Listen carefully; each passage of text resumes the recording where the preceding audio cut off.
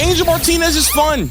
That's Tyler. I'm Chris. This is the second time running it back because I've got a chaotic household. We're talking about how fun the Guardians are. The most fun to me outside of Jose is Angel Martinez. But it does feel nice for the Guardians to have an offense again because it was like a 2-week window where it was the drought. Dude, 10 games, less than 20 runs, and then they play the Houston Astros. The first place in the West, Houston Astros, with Hunter Brown pitching, and we scored 21 runs. That's in a hot Houston team. Like you said, Hunter Brown, who's the ERA leader, and it had like the shapings up of like we might go another series without scoring. Yeah, and they hit a bunch of home runs too. Mm-hmm. Like a bunch. It was sweet. Yeah, definitely a bunch of home runs. So, and that part kind of helps, but no, dude, that it was cool, man. It was like fun though. It was like real entertaining baseball. Like I'm a Yankees fan, so it is funny. Like the Yankee right field gets a lot of heat. The Astros left field. Oh, joke, dude! It's a joke. It's bad. Like here we go. I like Angel Martinez. I think Angel Martinez has a lot more pop in his bat than people realize because he doesn't really have the home run numbers, but he's got the bat speed that looks like it's going to translate into that. And I like Angel. I think Angel's got something in him. That looked like a routine fly ball to left field. Yeah, I wouldn't say a routine, but like it was definitely like, oh, that went out. Oh, yeah, that was cool. Yeah, I mean, like if you look at it, if you kind of squint real hard watching Angel Martinez play baseball, he looks like a certain somebody on the field too. If you look real close, certain someone that plays third base. Yeah, you kind of got to get a microscope out. You got to really, really focus.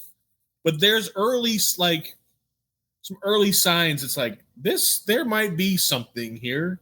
Yeah, that's just my opinion. Like people forget, like when Jose Ramirez came up, he was 20 years old. Like he was young.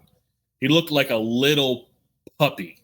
Mm-hmm. And he struggled a little bit. There was some struggle. He struggled a good amount. I mean, I showed you that one tweet from, I don't know, whoever it was. Yeah, it's tough. But like, Adam the Bull. Yeah.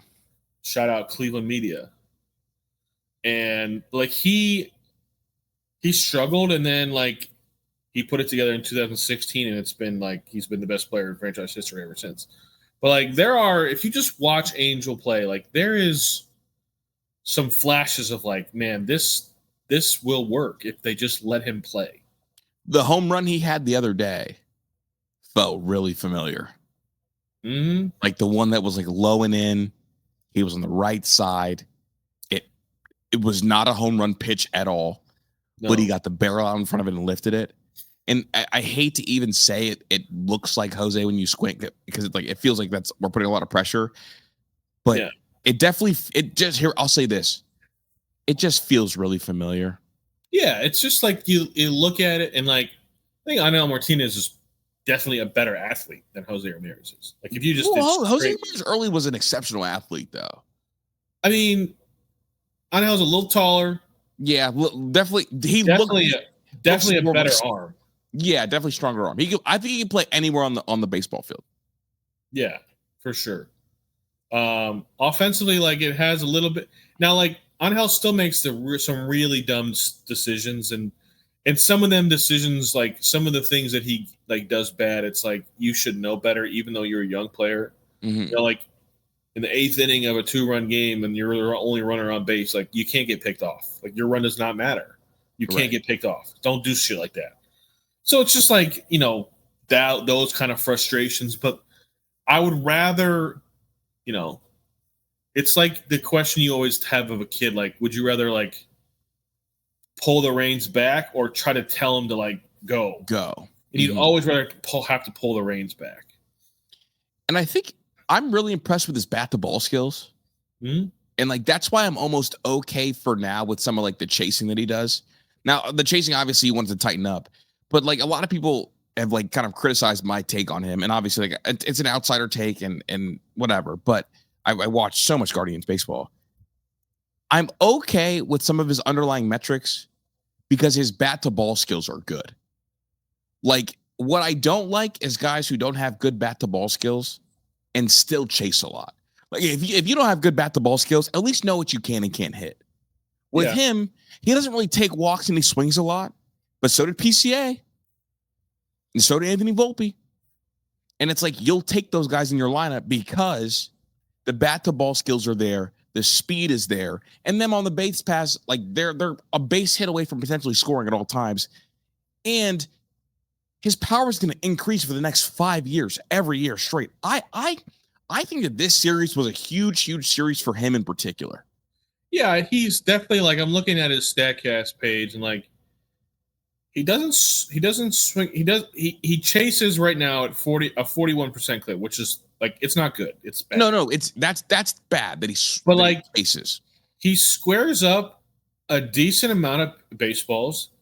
He doesn't swing and miss. For somebody that chases as much as he chases, he doesn't swing and miss.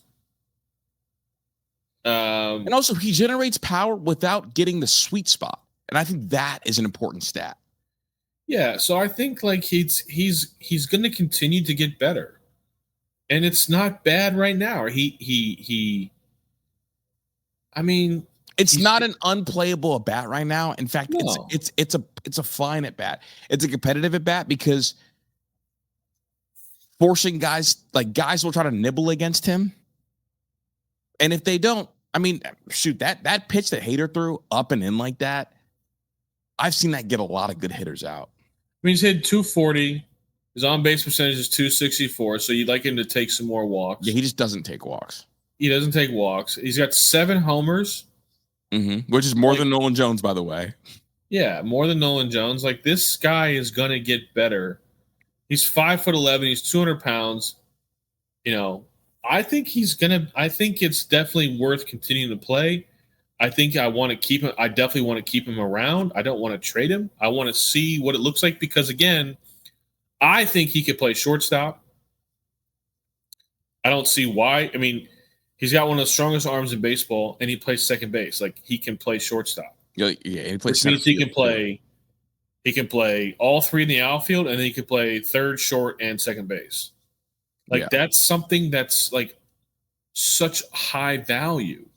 That's why Daniel Sheeman also has a lot of value because he plays 6 positions as well. Like, those 2 guys can be everyday players and play different positions. Yeah, the super utility guys. My personal opinion is I really don't ever want my shortstop to come out of the game. I want him to play every game. That's my personal. You like opinion. The every game? Well, I like every now and again. Like, you want to play 150 a year. Yes, I want my shortstop to play 150 games a year. It's just I want him to play shortstop 150 games. Yeah. So that's my personal opinion, but like that's a different conversation for a different day. I think that's the best way to do it, and you see the really good teams prefer that. Yeah. So again, you know, those 2 guys, I think, you know, if you're asking me about this team right now, who I'm most excited about as far as the young guys, Martinez, I guess Schneeman's not technically young. But like obviously Manzardo, like I'm still high on Manzardo. So those 3 guys, I think I want to keep around for at least another year, for sure. I think there's just value there to see what's going to happen. Yeah, no, I agree. I mean, they won 3 games in a row. They swept the Astros. They got 4 against the White Sox. I mean, they're in a rain delay now, so I might turn to a doubleheader tomorrow. Yeah, that's actually just got announced, postponed due to rain. They're playing a doubleheader tomorrow, 3 and 8 p.m. Okay. So, you go out there and you take 3 out of 4 from Chicago before you go into All-Star break.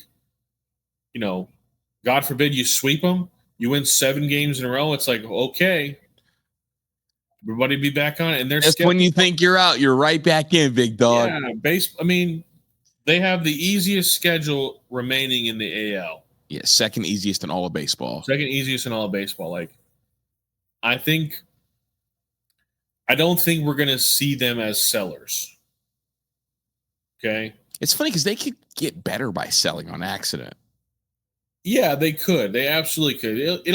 It's just, we talked about this last. I don't think it's selling or buying. I think it's clearing space. It's moving. It's moving around. Moving pieces to clear space for the guys that are going to make a difference in the future.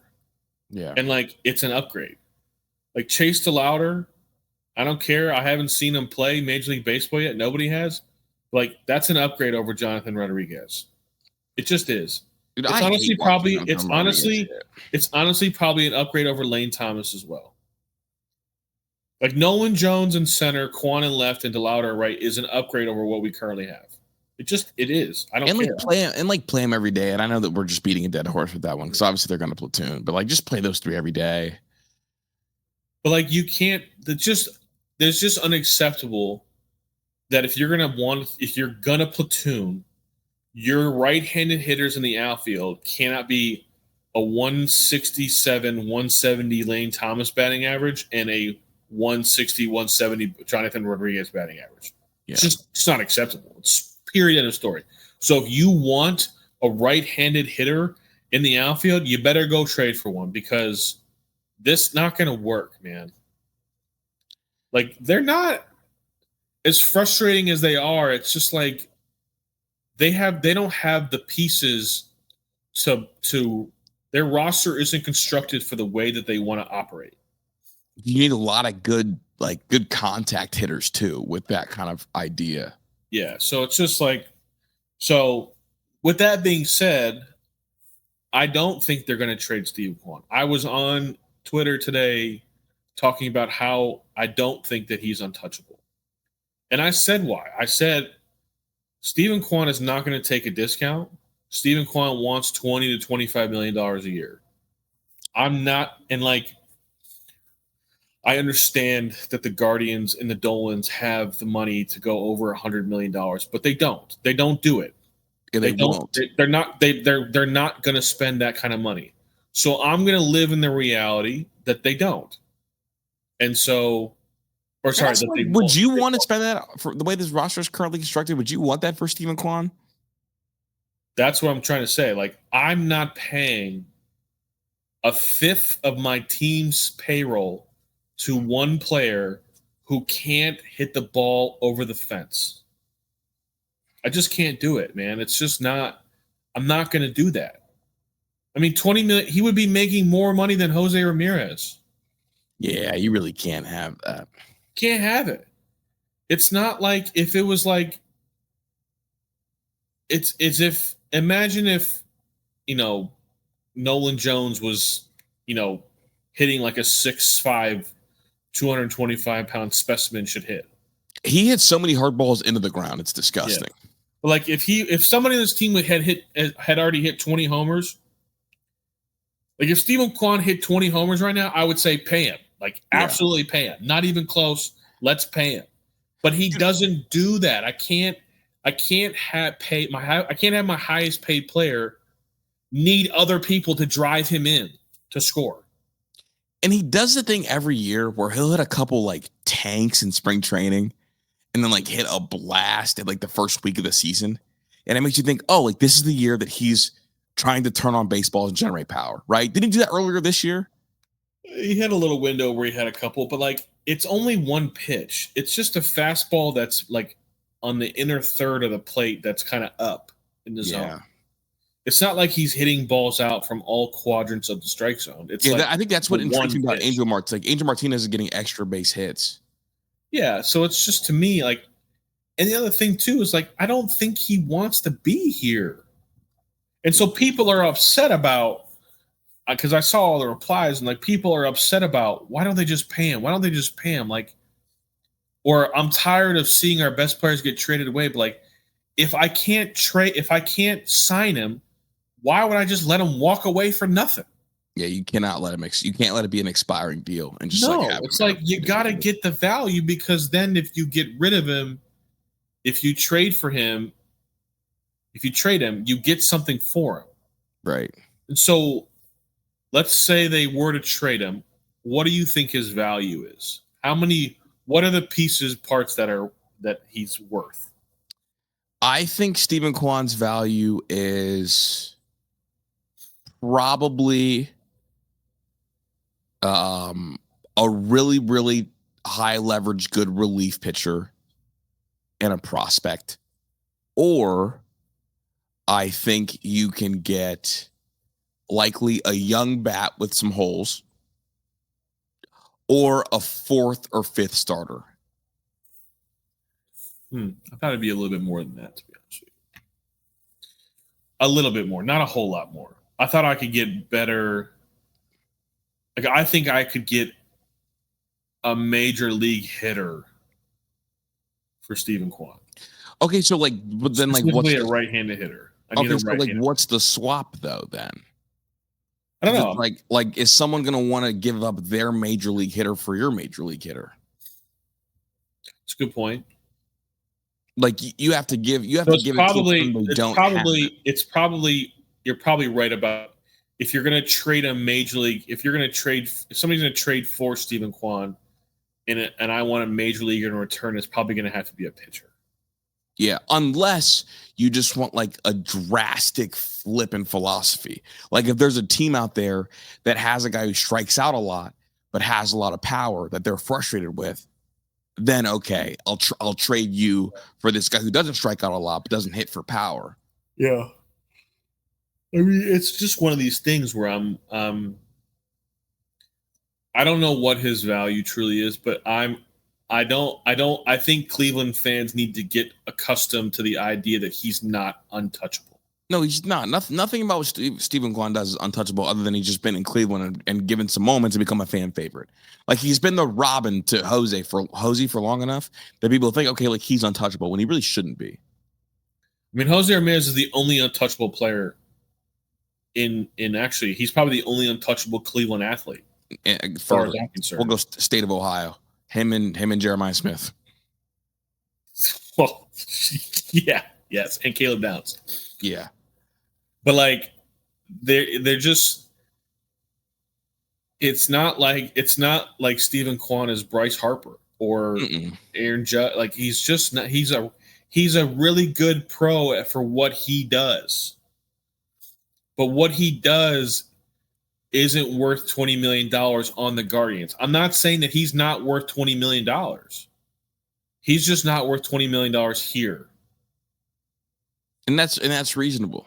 That's 100% reasonable. So, but I do believe that Emmanuel Clase will be a part of many conversations of trades. I do believe that. Everybody wants Clase as a Yankees guy. Buying. I don't think, like, assuming that the Guardians have a good second half season, like, they're playing well up until the deadline, Stephen Kwan's not going to get traded this year. They don't have to. They got what, 2 years of control after this year, or 3? Yep, 2 years. So, like, his value is still high. It's like, even if you wait till next year or this winter, their value is still there. So, like, if they're playing well in the next 25 games, they're not trading Stephen Kwan. But they might trade Emmanuel Clase, and that's okay. It's really okay. I think because he wasn't homegrown, there's not as much, like, untouchable with him. Like, let's understand who Emmanuel Clase. He has the most saves since 2022, like, by a lot. He's been electric for sure. He's been the best closer in baseball for the last 4 seasons. Mm-hmm. And he's not even having a good season. He's still one of the best closers in baseball right now. He's got 19 saves. He's 4-2. Like, he's pitching okay. And he has 19 saves, and he didn't even pitch for like 2 weeks because they were losing every game. He's been a lot better lately too. Yeah, and so it's just one of these things where, like, he's a pitcher who has 3 years of control after the season. The value of Emmanuel Clase couldn't be higher. Mm-hmm. And there are a couple teams that I have my eye on that you can take advantage of for a couple different reasons. And they're all the teams that spend a lot of money. The Dodgers don't care. They need Emmanuel Clase in the worst way. And they'll pay you more than they should because they can. They're outside the top 20 in reliever ERA. Their bullpen ERA is above 4.4. Yeah. They can give you more than he's probably worth because that's nothing to them. Yeah, because they have so many guys who they just have a lot of assets. I mean, Hai-Sung Kim is hitting 360 and not an everyday player for them. Yeah, and Hai-Sung Kim would probably be our everyday second baseman. or everyday shortstop. Or everyday shortstop.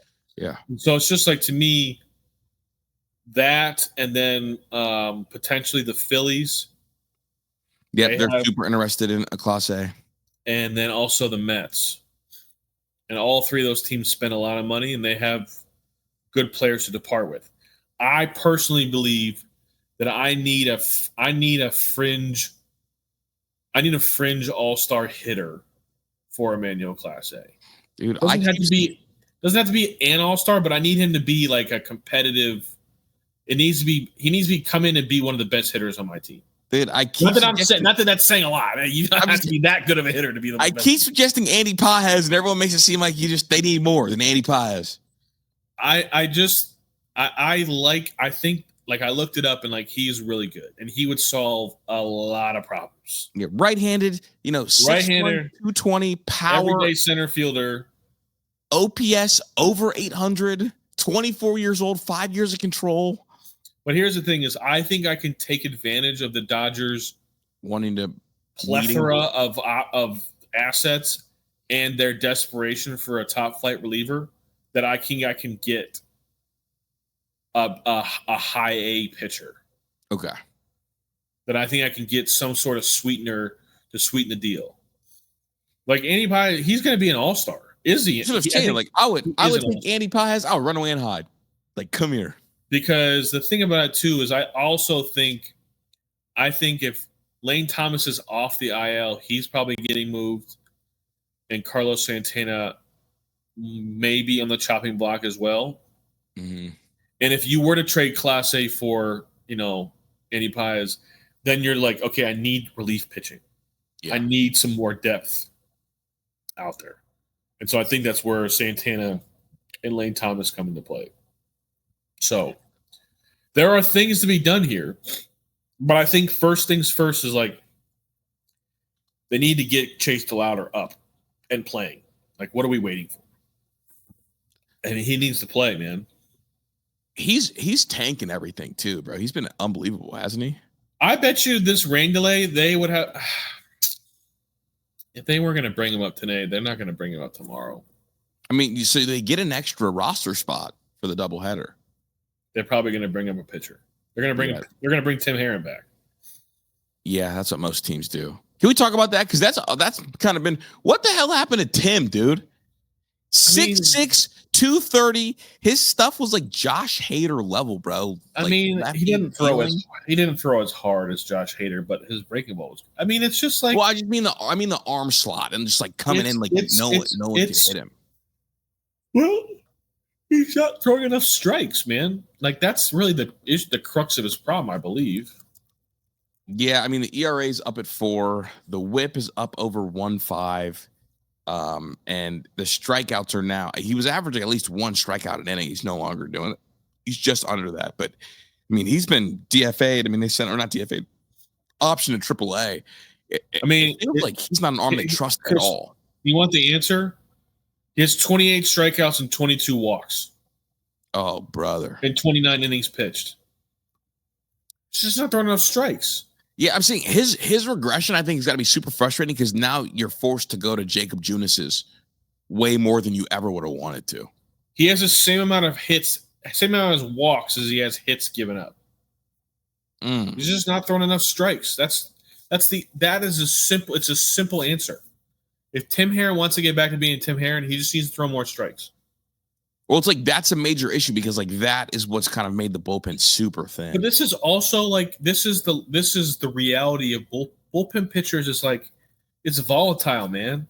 Year to year, you just don't know except for like the few like guarantees that the few established guys like those ones. But like for the most part, like Hunter Gaddis has been not great either recently. Well, Hunter Gaddis, at least we saw the elite version of him during Windows this year.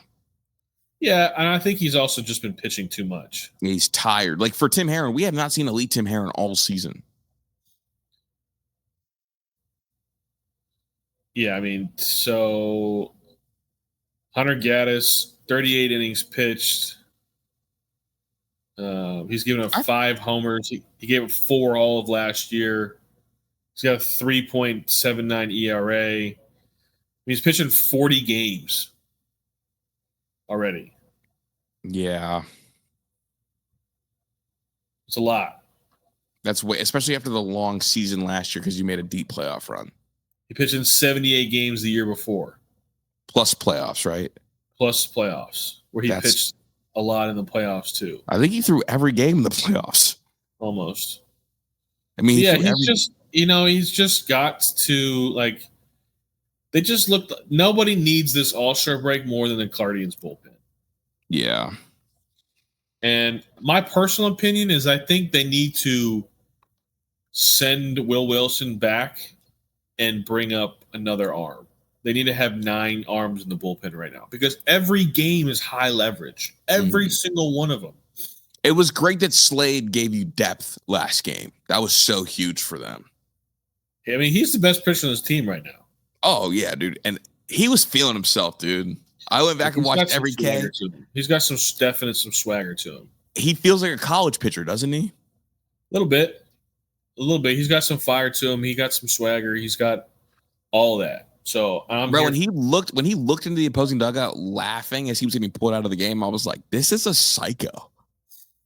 Yeah, man, he's like structure stuff. And like people criticize Vogt for running him back out there in the 8th, but like I thought he earned the opportunity to go back out there in the 8th. And isn't that his last start before the All-Star break? Last start before the All-Star break, he was at 90 pitches, and the 8-9 hitter were coming up. Yeah, no, he earned the right. He absolutely earned the right. If he gets the 8-9 guys out, I'm giving him a chance to get the leadoff guy out. Yeah, no, he earned the right. So, and like pitchers need that. If you're just going to take them out after 90 pitches, like, you know, they need the opportunities when they earn it to go out and try to like pitch deep into a game. And other pitchers need to see that, like on the team. Yeah, you know. So like, I was not mad about it whatsoever. I thought that was really properly managed. Like walk, hit, pull him. Yeah. And then like honestly, if you wanted to pull him after the walk, like I could have, you know, I'd have been okay with that too.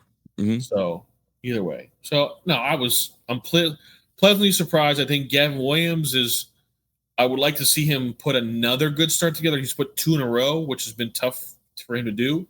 You know, maybe put together a 3rd in a row, which would be fun. I might need to apologize to Joey Cantillo. Dude, Joey's been my guy. Can you give me flowers on that? Yeah, I think Joey Cantillo, I think his stuff plays more than I like give him credit for. His curveball is real good. His curveball was like it was really good. Yeah, it was like an 80 grade curveball. Okay, that's egregious, but yeah, it's really good. No, it was like I'm talking about just in that start, like that. Oh yeah, it looked. I mean, it's falling off tables. Yeah, it looks like he throws 2 different ones. Yeah. So, you know, I still have my issues with Tanner Bybee. Like I don't know, man. Like he's given up 17 home runs this year. He's giving up an average of he's giving up 1.5 homers a game. Is he? I don't think honestly. Like, I trust Logan more than him. Logan Allen's been better than Tanner Bybee this year, which we joked about that on the phone earlier. And I was like, if I would have said that Logan Allen's been better than Tanner Bybee this year, we would have problems. I would tell you that this is a team that's bottom of the division or close to. So it's going to be like he needs to be better. But I also need people to understand that, like, I don't think that Tanner Bybee was the number 1 pitcher to begin with. Yeah, he was never that guy. He was never that. He's just like he's like a number 3 guy. I think he had people fooled because he strung together like a really good month last year. He was pounding the strike zone, and like Tanner Bybee's days became like win days. Yeah, it's just one of these things where, you know, right now they got Gavin, Slade, Tanner Bybee, Logan Allen, Joey Cantillo. I don't know what the fuck's going on with Shane Bieber. I don't know what's taking so long. This is a long recovery. About a month ago, I was supposed to go see him pitch for the Rubber Ducks. Then they pushed it back one day, and then elbow inflammation, and they shut it down entirely. When I read that, I'm like, oh. that usually means we're in bad shape. I don't know if we're going to see Tanner or Shane Bieber this year. I'll be honest with you. It makes me think that we won't see him this year. I mean, you know as well as I do, when you have forearm tightness on a Thursday and then elbow inflammation on a Friday and they scratch it entirely, that's like the red flags are sounding in a real way, are they not? Yeah, I think now if the Guardians want Shane Bieber to pitch this year, they need to start winning a lot of games and a lot of games fast. Yeah. And that also, honestly, I didn't even think about that. That's probably a big part of it, right? Like, I'm not going to rush back if. But a 2 year, like, he needs to pitch a little bit this year, because you need to go into the next year. Like, if he sits out for 2 years, like, that's a problem. So he needs to go out there and he needs to pitch, because he needs to have a full offseason of, like, not worrying about it. He needs to go out there and, like, have an offseason to, like, get himself ready to pitch 175 innings next year. They say guys go through the in the think tank wondering if they can do it, if they make it like. So either way, I need him. He needs to pitch this year. Yeah. And to be honest with you, like, if they get to the trade deadline and, like, they're in this for the wild card, like, they need him. He changes their team. And, like, for that wild card game, that's what you want out there. Like, your biggest. Yeah. Because here's the thing, like, with all due respect to the other guys on the team, I didn't want to go into a wild card game. I mean, shit, like you want your gun to look like a real gun next to someone else. Like, you go into a wild card game and you get Max Fried. Is that what you want? You don't want Tanner Bybee versus Max Fried. You want Shane Bieber versus Max Fried. Yeah, well, if we got to see in a one-game playoff, we got to see the Yankees, and the Yankees did something really fucked up coming down the stretch. I mean, right? They're not in first place. They're 3 games back in first place. Wow, I did not know that. Yeah, and they're down 5-0, and they're being no hit by Brian Wu right now. Dominic Canzone just got an infield single. Shout out Walsh Jesuit. Oh wait, who are you watching? The Yankees game. Oh, is that who just got a hit? Dominic Canzone just got a hit. Ohio State. He's a Buckeye. And he just got thrown out. I mean, he got an infield single. What? Anyways, so yeah, I'm okay with where we are at with the pitching rotation right now, but I need to see them. Mind a delay? Oh, I'm on a delay. Bring back cable. So that's why you were smiling at me the whole time. So yeah, I'm pleasantly surprised with Joey Cantillo. I thought he competed nicely. Logan Allen's been competing, even though I think that he lacks stuff. He's keeping them in games. He's doing what he's supposed to do as like that fourth, fifth guy. Mm-hmm. So eating innings. You know, if the offense can be competitive against bad teams, and the starting rotation can give a little bit more depth than they have for this bullpen to just, and honestly, it's not even really about the pitching, the starting pitching to give this bullpen a little bit of a rest. It's the offense. Yeah. They need a game here and there where they blow somebody out by like 4 or 5 runs, and it's not a high leverage, at the end of the game. So I think, as down as I was, I'm still skeptical, but I'm optimistic that like there's a chance. They have a chance. They have to go out and do it though. That's better than you felt in particular a week and a half ago. Yeah. The NBA salary cap. Devin Booker's had a third deal. Insane. $72 million a year for the next 2 years. $72 million. I would not be getting buckets if that was me. I'm turning into the worst player of all time. And my ankle hurts. My ankle hurts. $72 million is a lot. And here's the thing, I think Devin Booker's a really good player. If someone held a gun on my head and said, what player this year deserves $72 million, he's not in my collection of the first 5 players I mentioned. 5, 10. We might even go 15. I might not bring it up. Also, I just real quick before we move on from baseball entirely, it was messed up how you gave that kid a shout out, but not JT Brubaker, your classmate at Akron. Just thought I would say that. Anyway, huh? My classmate. You guys were there together. Not sort of. Club baseball, real Bay. You guys were at Bay. You guys were at Akron. Same field, same time. We never got to use the field. They didn't let us. Well, that was his fault. Anyways, he hated you guys. Anyway, $72 million for a basketball player is. I think it's fine that it's for a basketball player, but I don't think it's fine that it's for a basketball player that we know what the ceiling is. We know he's not good enough to be the best player on a championship team. We know he's not a facilitator. Like $72 million for a ball stopper. How old is he? Like 28? I mean, he feels like he's 30, so I don't know. But he's not 30. He's not 30. I'm just saying, bro, if I got paid $140 million in the next 2 years, I'm going away, bro. I'm good. Devin Booker is 28 years old. He averaged 25, 4, and 7 last year. It just makes me wonder, like, where is this going? Like, where is the NBA salary cap? Like, if Donovan Mitchell wins a ring in the next 2 years in Cleveland, what are they going to pay him? 80? LeBron's $55 million don't look that bad anymore, does it? That shit look pretty. You kidding me? Listen, everybody needs to understand that the Cavs cannot trade for LeBron James realistically. There's too many things that would have to. They would need at least one more team to be involved in the trade.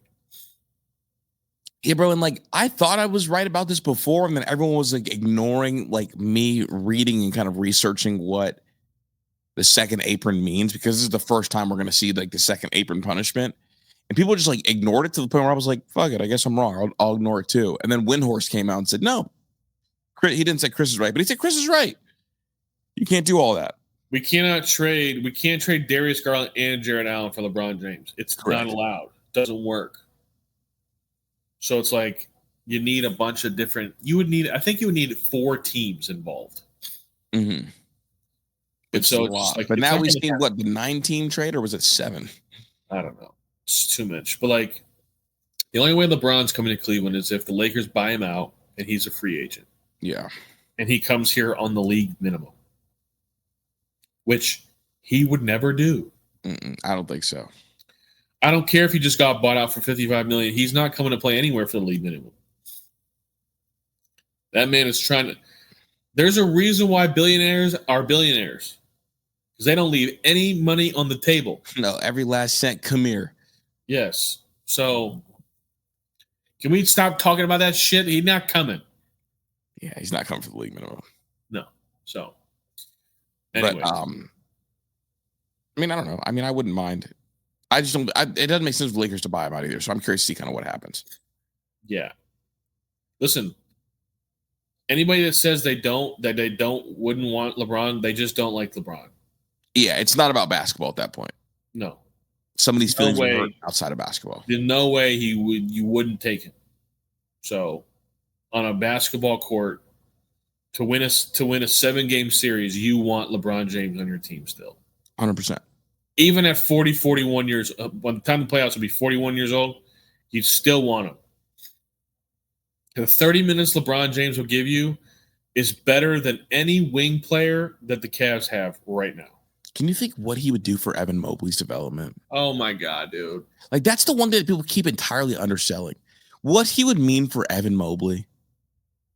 Because people are like, oh, you'd be sacrificing your future. No, you'd be unlocking your future. Because here's the other thing, too. Like, just say that we're able to trade for him.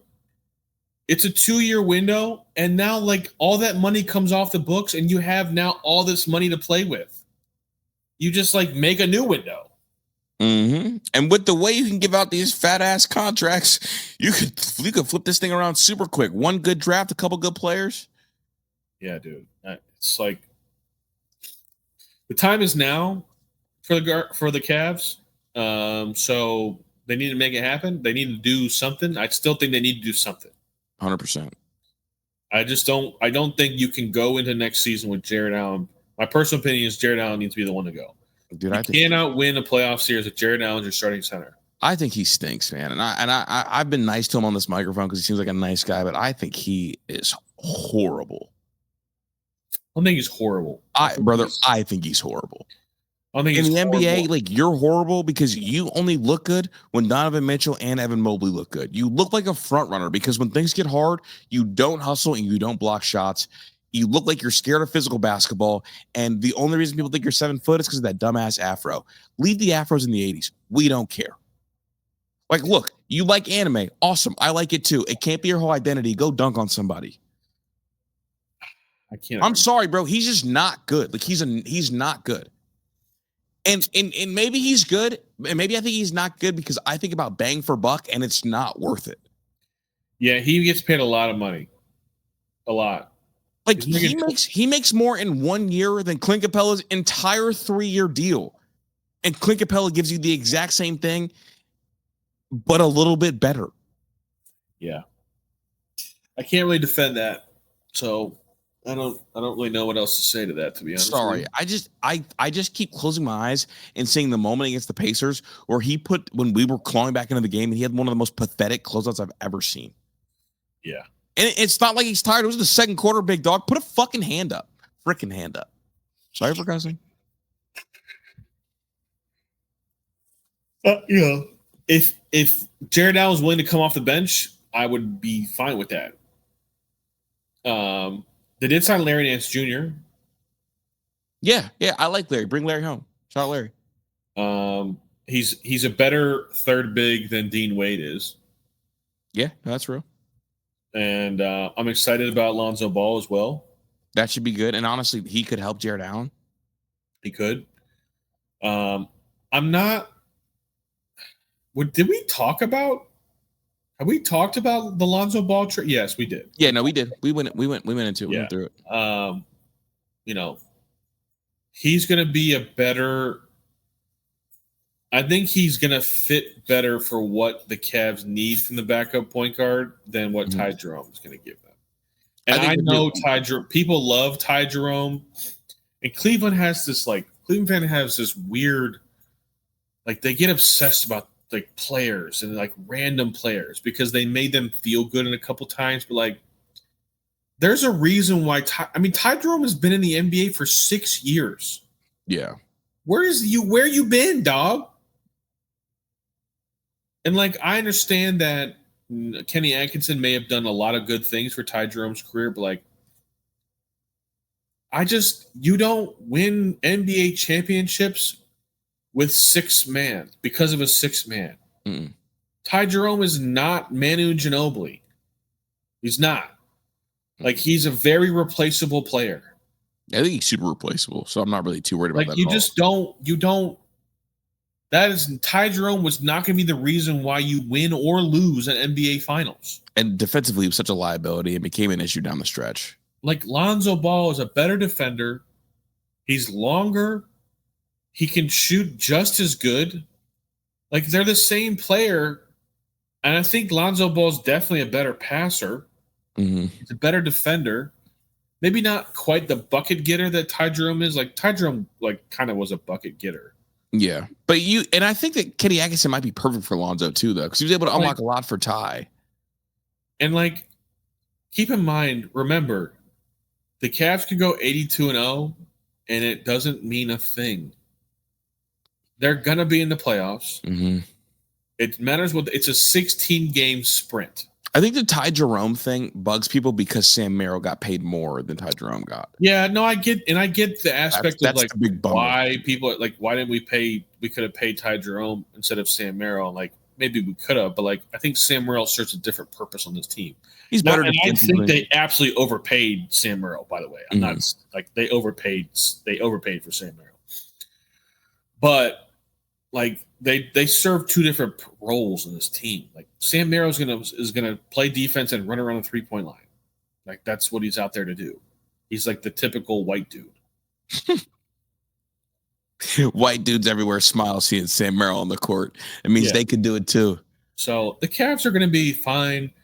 I think if Lonzo Ball gives you 40 games in the regular season and plays all 16 in the playoffs, it was a win. It's a Absolutely a win. Absolutely a win. And you could tell that by how Bulls fans are acting. Correct. Still. Correct. Still. So, Browns wise, I guess I'll ask you, what does Kevin Stefanski have to do this year to keep his job? I have a hard time quantifying it because I think this season's not about wins and losses. I think this season is about figuring out who the quarterback is. And I also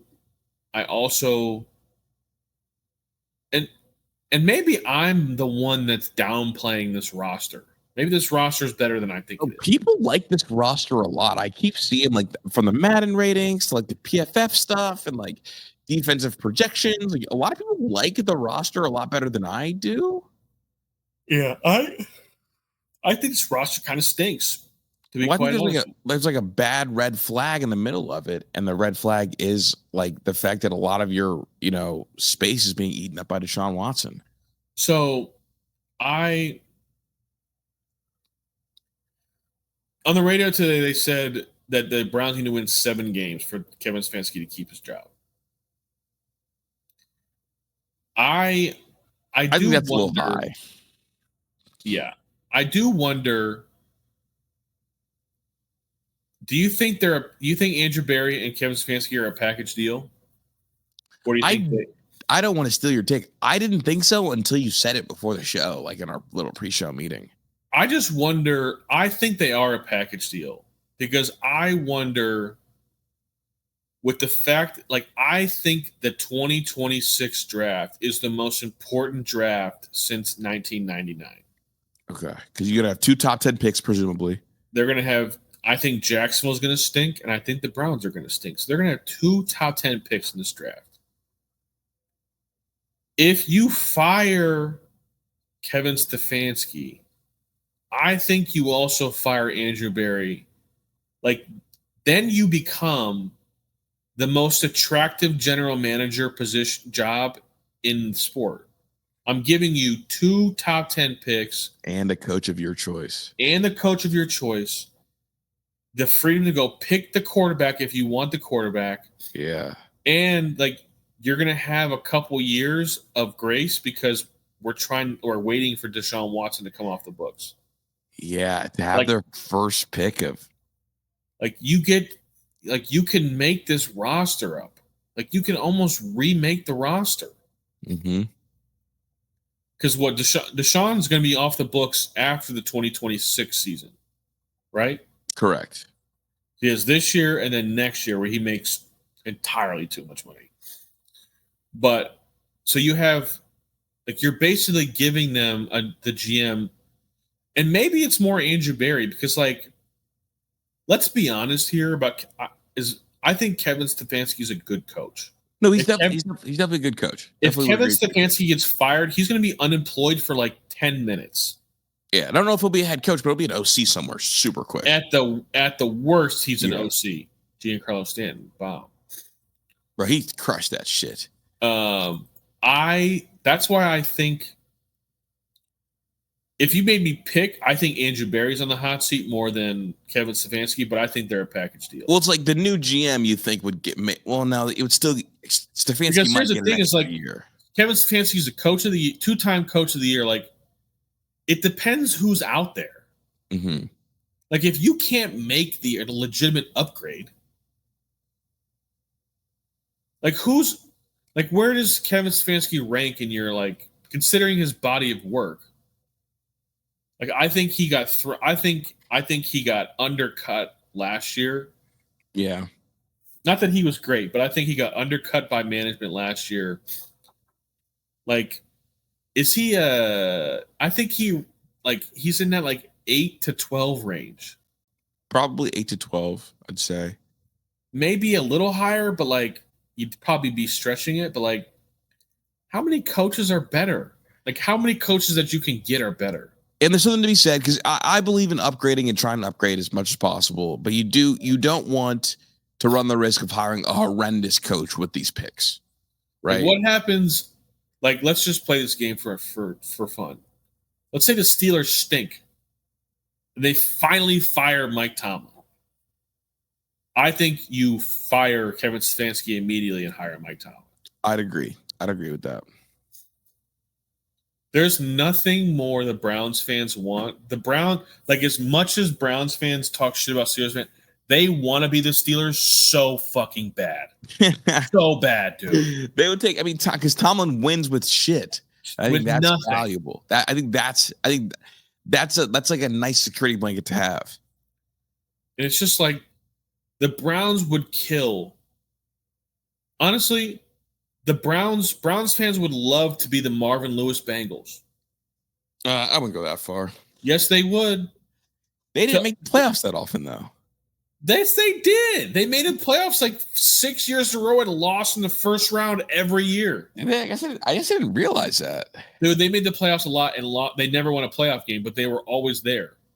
Yeah. It's just one of these things where, like, the Browns fans are dying for, like, some consistent winning. What do they call it? Black Monday? Where all the coaches get fired. So I think you evaluate that and then go from there. Yeah, but like I think if this roster is not if this roster, like, besides his quarterback position, if the roster is void of talent, I cannot let Andrew Berry go into next year with 2 top 10 picks. I can't. Yeah. I can't do it, man. Especially given his like drafting track record. Especially. Like, imagine if Dylan Gabriel's bad. Yeah. And Shador is bad. Oh. Like, I cannot allow you to make that pick. I can't do it. Because what I'm doing is if I need a quarterback, I'm trading both of them and I'm trading into the first pick or second pick. And like those teams, the teams in the first and second pick will take 2 top 10 picks. Honestly, but I have to I would hate to give up that much. I mean, depends on who it is. Yeah, it depends on like the year that Arch has, the year that Drew has, and the year that Nuss has. Who do you think has a better NFL career out of all 3 of those guys? Arch. Arch? Yeah. Wow. That was not the answer I thought you were gonna say. Me? Yes. Big Arch. No way. No, you remember who I am? I thought for shit sure you were going to say Drew Aller. I loved Drew. The Mannings made me smile every Sunday for a long time. I was a Giants fan. I get it. I am a Giants fan. Like, the Mannings mean a lot to me. Is Zach Nussmeier, is that Sam Darnold 2.0? Garrett Nussmeier, is that Sam Darnold 2.0? Probably, but he's older. Part of the Sam Darnold appeal was that he was so young at USC and hooping. Yeah. I don't think Nuss doesn't move me at all. But yeah, I think Kevin Stefanski and Andrew Berry are a package deal, baby. Yeah. Fucking peanut butter and jelly. With soda on the side? But like grape jelly, not strawberry jelly. Facts, because the grape jelly, that would be Sean McVay. Yeah. Other football news. Down I-71. Hey, what's on your mind with Ohio State? I'm just going to call this the What's on Your Mind segment. What's on your mind with Ohio State? I know people are crashing out about the recruiting and, like, you know, our boy Juck did a really awesome pod about the defensive line recruiting, and he broke it down super well. That was awesome. But, like, it just doesn't bother me, man. Like, they got NFL dudes all over the place. Like, as long as there's NFL players on the field on Saturdays, I just don't care. Do you worry about it catching up, though, to them at some point? Eventually, it will catch up. But, like, right now, mm-hmm. like, my bold prediction of the 2025 Ohio State Buckeyes is this year's defensive line will have more sacks than last year's defensive line. I told you before, and that's a hot take, big dog. It is a bold prediction. Like, yeah, I don't feel bad about it because, like, now do you count like CJ Hicks lining up on the edge and like yes, he's now a defensive lineman. CJ Hicks is a defensive lineman. What about like Arvo Reese lining up on the edge every now? That's a linebacker. Okay. But I believe in Kenyatta Jackson. I think Kenyatta Jackson is more of a prototype than Jack or JTT ever were. I mean, longer arms, bendy, like he looks like one that's. I think Kenyatta Jackson. I think you're going to get 10 sacks from Kenyatta and Bo. I don't think you're going to get 10 from Bo. You don't think so? No, because I think Bo's going to get a lot of his snaps are going to get eaten up by like Arvell and CJ. That's fair. But I also think, here's my other thing. And the reason why I believe this is I think Edric Houston's better than Hamilton. Oh. And I think he's going to be better than Hamilton. And I think that Caden McDonald and Tyleik Williams are going to have equal but different impacts. Yeah, pretty comparable in terms of like individual impact. I can see that. But I think Edric Houston is one of them ones. You like Adolphus Washington level? Yes, I think he's going to be. I think he's going to get a lot of sacks. Like, what's a high number of sacks for a D tackle? 6.5. Yeah, I think he's going to be like a 7 sack guy in the middle. That would be huge. Honestly, that would be a huge recruiting tool for LJ too if he pops off at that spot. So to me, like I just think my bold prediction is like nothing would be more poetic for Larry Johnson if that unit went out there and balled. Yeah. And he could just be double birds to everybody, like, fuck it. Fuck all y'all. Do you think he gets extended after this year, or do you think Ryan Day has I do think this is it. When Juck said that this was the last year of his contract, I think this is it. Yeah. I just don't know how you can continue to do this because the recruiting, like as much as I say it's a nothing burger right now, like it's going to catch up with them, and it's probably going to catch up with them next year. Yeah, next year could get. I mean, people love this. I love the Zion Grady kid, so I think like you'll live with that. They might be a little bit underwhelming in terms of size wise. I think they'll be all right next year, but it's like a slow decline. I don't think it's going to fall off a cliff. And the thing about it too. The other thing too, the thing about it is like this NIL stuff. Like, did they do this? Did they make their like changes too soon? Yeah, probably. They probably did. But like all this shit's gonna go away, man. Yeah. All these kids are trying to these 2026 kids are trying to maximize the moment. We know all the deals are caught up right now, right? Yeah, I did. I have read a little bit about that. 2/3 of all deals submitted to the NCAA's clearinghouse, which you have to submit them through in order for them to be paid out. 2/3 of them have been denied already.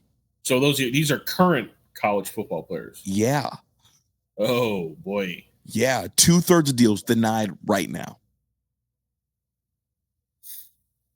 Yeah. Yeah. Like, they're not playing around. You're gonna have to do something to earn that money now. Mm-hmm. You know what a lot of them got held up for? What? Or under further review for? Because nowhere in the proposal did schools in the South mark where the money was coming from. Oh. It was just this dollar amount for this activity. And the clearinghouse, the College Athletics Commission, they want to know, okay, so they're doing a speaking event for $700,000 and it's just a mystery $700,000. Yeah. Yeah, I mean, it's going to be interesting. I think you're going to see a lot of players like saying like, I didn't get any of my money. Well, you know what I think schools are doing? And I think all the money's funny. I think schools are promising these huge deals to these kids, right? $2 million a year, knowing that the clearinghouse will never sign off on it. So then what happens when they like get mad and want to leave? leave But and also, go. like, are there contracts? Are they signing a contract? Yeah, they're signing a contract, and then it has to hit the clearinghouse. Like all the NIL deals have to then go to the clearinghouse, and the clearinghouse has to either approve So it you know or what not. this sounds like to me. You know what this all means to me is all these verbal commitments. They mean less than they ever have. Yeah, well, and even some of None the of this signed shit's ones over. now mean less than they ever have. Yeah. Well, I mean, like all these kids that we've missed out on this D line class, like I think everybody needs to just wait because it's not over. We'll see you soon. Yeah, like it's not over. Like whether it's this class, this cycle of recruiting, or after in the portal. Because if you think about it, like Ohio State's going to have to go to the portal next year for defensive line. They're going to have to. Yeah, I mean they had to this year, so they're gonna have to again next year, and it's expensive and it's a risk, a big risk. But I believe though I'm on the side of Ohio State where like I don't want to pay an 18-year-old kid if I can get a 20-year-old. Yeah, A 21-year-old player is better than an 18-year-old. It's just the facts. They just are. yeah. My thing is like I feel like the one thing Ohio State's done a bad job with is identifying who's a bidding war player versus who's not a bidding war player. Because like, there are good It's true. players. We talked about that. Yeah, like, there are good players like committing elsewhere that are like That's really fair. really good. Very that fair. aren't I'm not in saying the- that Larry's innocent in this. I don't think he's Yeah, innocent. well, I think Tony's guilty of this a little bit too. Sure. You can blame it a little bit. He's fair game too. Yeah, But like but at the end of the day, as long as there are NFL players donning an Ohio State football uniform that are playing on the field on Saturday, it doesn't fucking matter. that's correct. Like that's what it all matters. What it comes down to at the end of the day Mm-hmm. is like, are we gonna have a top 2 defensive line in the Big Ten? Are we gonna have a top 5 defensive line in college football? Well, I don't think we'll be top 2 in the Big Ten. Well, then that's a problem. Well, I think that 3 of the top 5 are going to reside in the Big Ten. Michigan. I wasn't even counting Michigan. I was counting us, Oregon, and Penn State. Okay. I think Oregon's going to have a really fantastic D line. Yeah. No, I think it's going to be great. I think it's going to be. I think we're going to be just fine. I think on defense, we're going to be just fine. Yeah. And I think this whole thing resides on one Julian Sayin and one Brian Hartline. Well, what's on my mind is the replacing of Lathan Ransom. How do you quantify everything he meant to Ohio State last year? He was like a true enforcer. Yeah, like that was the first time I felt like other teams felt fear going across that little area of the field. I mean, dog, he knocked out like 3 running backs in the playoffs, bro. And a quarterback? And a quarterback. They didn't want to play no more. And They a receiver. tapped out. He took out Golden Arch and a bunch of running backs. They tapped out. They Yeah. want no part of it. Like I don't know how to quantify everything he meant to Ohio State. I think it's going to be interesting. Do you think that they're going to play both Hartford and McLean, or do you think they're going to pick one? Well, it's fascinating because they both repped with the ones all spring together. Yeah. They were on the field together. And you know why? Well, that's because Caleb didn't play very much this Yeah, spring. Caleb Downs. Yeah. Take a seat, big dog. Yeah. I think you kind of do. I think you kind of do pick which one kind of brings you as close to that like enforcer mentality as possible. And they Isn't can Malik both, Hartford a little bit bigger? yeah, and he's a little bit more of a psycho. They could both bang though. Yeah, McLean looked to me like he was a little bit better in coverage than Malik Hartford was early on. I mean, Malik Hartford, like, he got banned in Never Neverland quickly, but like, I think McLean is more of a cover, like he could really cover. But Malik Hartford, like, he came down and laid the wood a couple times on, like, as a young player. No, he can really bang, dude. Like That's probably why I would give him the advantage. He can bang, but my thing is, so I went to the one practice last year, and I'm probably going to another one this year. And I saw McClay knock Kojo out of practice. Oh wow! Like he also wants to hit, but his hitting is more like sideline to sideline hitting. Hartford wants to come down and get downhill and really boom somebody, dude. Yeah. There was a hit that Malik Hartford had in high school, and I'll send it to you after this, where I thought he legit killed somebody. It's wild. Yeah, like it was one of the more absurd hits, and he got ejected for it. Yeah. But no, I'm leaning Malik Hartford, but like I think like whoever it is has to kind of try to be a heartbeat of the defense and like be the enforcer, like strike fear, and like you don't have to do everything that Caleb we might have somebody doing that. They just play a different position. Yeah, Arvell Reese is going to strike fear in a lot of guys' hearts. Like, yeah, I don't know if you all saw a picture of him with like working out, but bro, I saw that picture and I thought to myself, like, if I'm a slot receiver, I'm not going to do shit unless I'm like, if I am a slot receiver at Ohio State or playing Ohio State, I have to be ready to die when I go in between those lines. And I'm not sure there's that many of them out there. Yeah, Arvell Reese looks like a scary dude, man. Yeah, I mean, between Sonny and Arvell, like I don't know if we've had faster line. I don't think we've had a faster duo of linebackers since Ryan Shazier was playing football at Ohio State. They be running, and they fly. I mean, if you depends on how you feel about McMillan and Raekwon though felt like a traditional linebacker though. That's because he was thick, but Buddy could fly. Yeah, he was just a little shorter. He just him and Darren Lee were crazy. We would have had a fast group with Pete Warner and Malik Harrison, but Tough Borland was also there.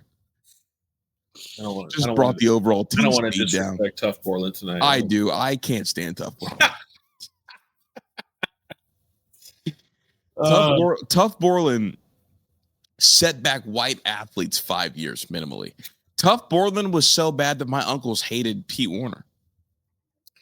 Yeah, that's true. I do feel like Pete Warner got lumped into the Tough Borland. Pete Warner was a great athlete. Pete Warner played some safety for Ohio State.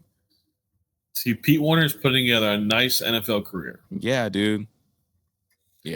So I'm excited to talk about Ohio State like a lot. Me too. We're both itching for that. I'm ready. Do you ever hear me out? I have a boring one, so I hope yours brings a little bit of heat. But I've been eating healthier last few weeks, and I just pack a bunch of vegetables just to snack on. And I think baby carrots are nasty. I've been buying like the big, huge, like Bugs Bunny carrots and peeling them. Silly rabbit. I can't, dude. The baby carrots, why are they wet? Brother, I don't know. Why? I think it's so gross, dude. I'm like, you like open it up and it's like, why is there slime on my carrots? It is really wet, but like you don't want to dry. I don't know if you've ever had a dry baby carrot. When you peel the big carrot, it's not dry. It's the proper amount of moisture. So I don't know, dude. I love baby carrots. It's just like nature's gum. You could chew them for forever. Yeah, but like, why are they just wet? They're like drenched in like sticky, like thick water. Yeah, they are a little wetter than you would like. But they're also better though, like in a veggie tray that you buy in a veggie tray. Yeah, they're not wet in a veggie tray. But when you get them in the bag though, they're like drenched in like carrot juice. Like, yeah, why? That's real. But do you like carrot juice though regularly? No. Really? No. I don't do vegetable juices. I like carrot juice a lot. I don't like cucumber flavored things. Not for me. I like carrot juice. The V8 carrot juice bangs. Dog, what are you, 85? What's wrong with you? It might as well be. I thought Jazz Chisholm just sent that ball to outer space, dude. But yeah, see, but it's just like I don't understand why they got to be wet. Like so now I'm literally like I'm buying the big ass carrots and like peeling them in the morning. You're a goofball, dude. I feel like an old ass man, old lady. Honestly, my hear me out's not that crazy, but I'll just say it because it feels relevant to the time. The old home run derby was so much better than the new home run derby. Oh, facts. The old home run derby where it was just a set amount of outs and not a time limit. You could just admire and pimp all of your bombs. That was the best version of the home run derby. I was pleasantly wrong about wanting baseball to be faster. Like I think the product in the games now that it's faster is better. 100%. But the home run derby did not need to be faster. No, we didn't need that to be faster. It's like too much to watch. We don't even get to see where they land. No, we don't get to see it. And I used to love the camera work of these guys of watching these home runs just go up and seeing them go out. And like I don't know. I like the theater and the cinema of it. Was there anything better than listening to Chris Berman just go back, back, back, back? Back. It's not like a duck, but it was fantastic. It fit. Also, are you worried about the kids this year, this home run derby? I'm always worried about the kids, bro. Dog, the guys in this year's home run derby don't really hit like big, beautiful home runs. They hit the torpedo shots that are like liners. Dude, remember when Giancarlo Stanton did it one year? I thought there was for sure going to be a kid that was going to die. Bro, well, here you go. O'Neal Cruz this year broke the StatCast record for highest velocity home run. Yeah, he's going to kill somebody. Bro, you are like the parent, like who are these baseball kid parents that are out there? Because just so y'all know, he shot a home run this year, Tyler, at 122 miles per hour. But there's also not even just the line drives. The moon ball fly balls that be coming down. People don't know how much those hurt if you missed. Dude, I really do believe that one day one of these kids is going to get really hurt. Yeah. But yeah, bro, I agree. The old home run derby was way better. I like watching to see how far it goes. And guess what? I don't care how long it takes. I would watch the whole thing.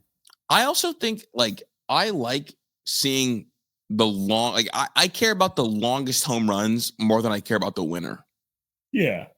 Like when Josh Hamilton hit that one over and out of Yankee Stadium. What? Bro, people forgot he only hit 3 home runs the next round. He lost that home run derby. But that he had like 28 in one round. It was incredible. And then had 3 the next round. I said remember Mark McGwire's performance at Fenway? Oh, ouch. Oh, what? Outrageous. And then Sammy Sosa's performance in Milwaukee. Oh, he hit a ball on the slide where like the Brewer guy slides down. Sammy Sosa hit the slide. Bro, absurd. Steroid era. Do you think they should bring back juice balls for the home run derby? Dude, they should bring back juice balls, cork bats. And juice people. All of it.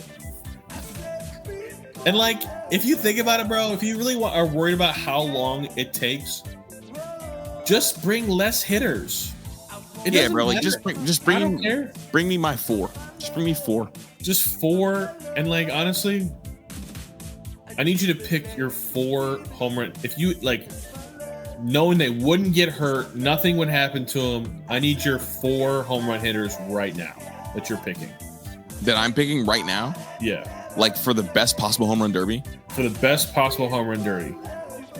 Aaron, Shohei, Cal Raleigh,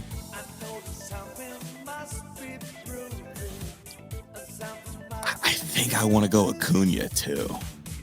Okay, so I wouldn't choose Judge. I would choose Stanton. Okay. Seeing Stanton hit some of those balls is crazy. That's fair. I would choose Bryce Harper because Bryce Harper would be hitting the majestic, like just. So the way I feel about Ohtani's home runs is the way I feel about Harper. So I was looking for that style hitter in Ohtani. Yeah, but we know how all the homies say about Ohtani. Yeah. So I'm choosing Bryce. I probably choose Acuna as well. And then the thing is, bro, and you're not going to say it, but you know who would be crazy? John Quincy Noel. Oh, bro, 100%. Did you hear the video? This last home run he hit in AAA. Did you hear like a cartoon home run? Honestly, I'm going to stand on it. Give me John. Give me Big Christmas. Dude, that would be so fun. John Kenzie and Giancarlo going back to back. With, the Yankees are they just tied this game up. Dude, Brian Woo's got to be so pissed. I gave you 8 no-hit innings. Yeah, bro. You're right. That's one of your best ones yet. Get John Kenzie in the home run derby. Dude. It's like, here's the thing. They do it for the NBA dunk contest. Like Mac McClung. Yeah. He's a worse NBA player than John Kenzie Noel is an MLB player. John Kenzie Noel in a home run derby would feed families. Dude, that would be exceptional. I mean, that would be the closest thing we get to like some of the like steroid era level bombs. Yeah, I mean, John Kenzie Noel hasn't missed a leg day in a long time. He hasn't missed one since 2008. Let him be great. Yeah. Hey, man, that's all I got for today, man. But so I'm going to end it. Hit me with the peace. Peace.